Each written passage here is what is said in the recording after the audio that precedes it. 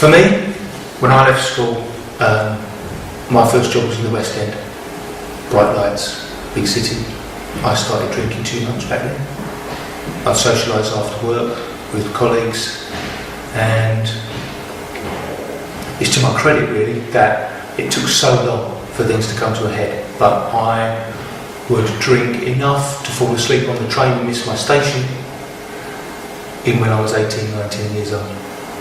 So that's really, when I look back now, that's when I started to have trouble with what I can now really say is an addictive nature. I smoked cigarettes then as well. This was my first proper attempt to stop, really. But I first realised probably around about, I would say 97, was when I realised I had a problem, that I was drinking too much. And I would do stupid things like I said, right, I'm going to drink every day for a month to make myself sick of it. And then I'll stop. The thought process behind that, now I look back, the beggar belief. But I had, I've done a lot of travelling, and I had a blood clot on a flight to New York. And that then moved to my lung 3 weeks later. And I had a pulmonary embolism, and lots of people rushing around me in casualty. And I thought, oh no, this is it. I'm going to die. So I started a new job, and I thought, this is going to be the catalyst to sort me out, like hell it was. I started drinking during the day at my new job, and I was on a probation period of 6 months, and I struggled and struggled and struggled to hold it together. And then I had a period where I had some good news. I survived my probation by the skin of my teeth. I don't know how, because I think my immediate boss was starting to suspect something was wrong. I was disappearing out of the office for 10-15 minutes, and I was going through mints like there was no tomorrow to hide it on my breath. That will probably strike a chord with a few people. And then my son passed his entrance exams to senior school with flying colours, and I was so proud of him. And I started to celebrate that, and how was I going to celebrate it? At that point, I actually sort of had like a semi-breakdown, and I ended up in my car outside the office, and I phoned my boss and said, I've got to go home, I've got a family crisis. One of the millions of lies I've told through my life, my alcoholic life. And he said, okay, you do what you've got to do, Steve. And so I went away, I went straight to the GP and just broke down. Then it all came out, the whole thing. First time I'd actually owned up to anyone that I was an alcoholic. And he gave me some diazepam, said stop. And off I went on my own, equipped with some tranquilizers. I got in my car outside the GP's and said, phone Vanessa, said I'm an alcoholic. And she said, okay, she was great about it, and she has been absolutely fantastic what she's suffered. But that still wasn't the end of it, because I lasted about a week and I started drinking again. Still trying to do it on my own. Secrets, lies, doing it all in secret. And then Vanessa discovered a secret bottle that I'd hidden.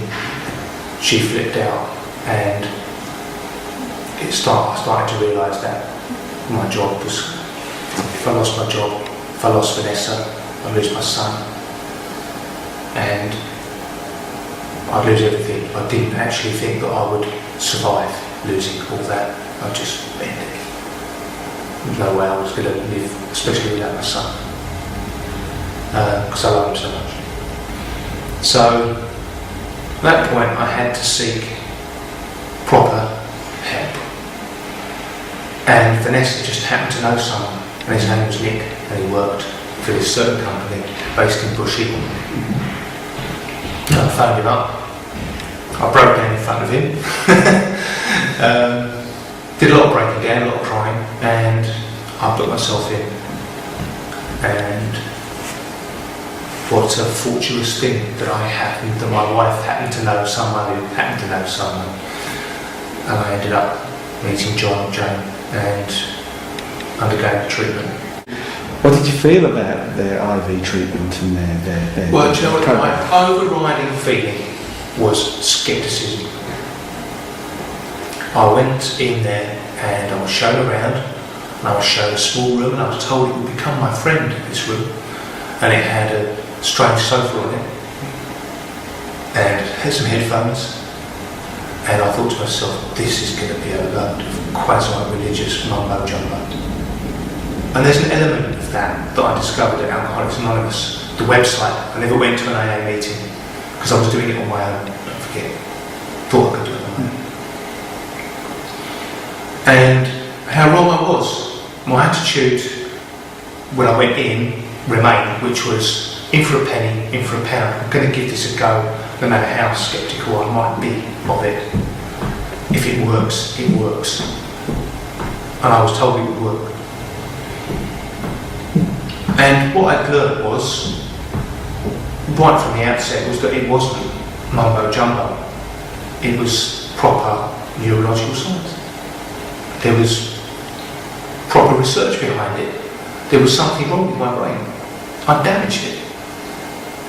The little receptors there were too many of them, and they wanted more and more alcohol, and the more alcohol I had, the more receptors there were that wanted more alcohol. And the initial IV treatment helped with detox, obviously, but the main thing I found, unpleasant over detox was my head was clear. I was able to think of a bottle of vodka and I felt nothing. Not even hatred for it. I just felt nothing at all.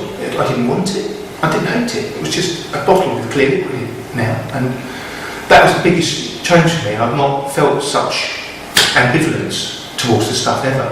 I depended on it so much. I cared about it, and I spent so much time planning getting the drink. It was very, very strange. I can't explain it other than say my head was clear and I looked upon it that way. And since I've gone out into the real world I do now occasionally look at a bottle and think of a bottle and think, yeah, that would be nice. But I have a determination that I didn't have before.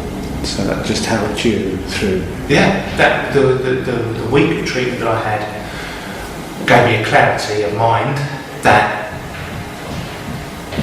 enabled me to see what genuine happiness was without it being artificially induced. What it was to be happy because of your surroundings. And for that reason, I say thank you to the universe that I'm sober every evening I go to bed. And that's a little disciplined thing, a little thing that I do every single day. And like I say, that week was eye-opener. It's too cliche, it doesn't really do justice to how I changed. But I'm not sure if anyone else feels it. I think a lot of people have different effects to being diagnosed. But that was what I felt was just utter. I just felt nothing towards alcohol. It was so novel, so new. I was of a mind at that time, I remember going back then, that I would regard each day as being harder than the last one. I had this thing in my mind that my mum had said to me when I told my parents, my family, about my alcoholism, and that was grim determination. It's not necessarily all sweetness and light. There's a grimness to it because of what's gone before, but I've learned to forgive myself for what went before. Can't do anything about what happened before. I can look back on it, but I can't do anything about it. I can't see the future, but I can do something about it. So that's my mindset now, day by day. Oh, Steve, thank you for that. I'm so happy now, I don't quite know how to deal with it at times. I don't quite know what it is, it's hard to grasp, because it was such an easy thing to define my happiness when I was an alcoholic. It was centred around alcohol and that slight fuzziness of brain that I got for 15, 20 minutes when the sweet of vodka hit my brain, warmed my stomach.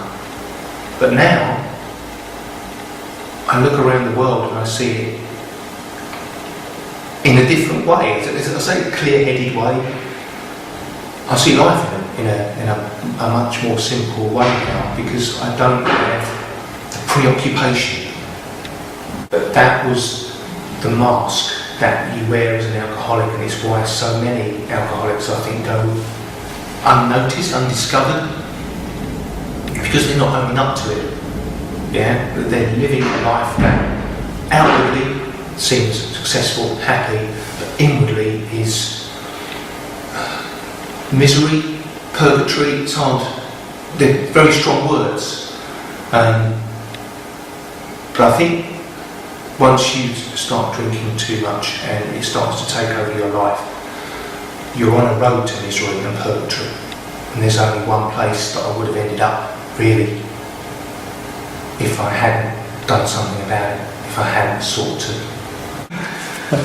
I could say to you that there are times when Arsene Wenger says, we're not going to panic buy, and there's 2 days left of the transfer window.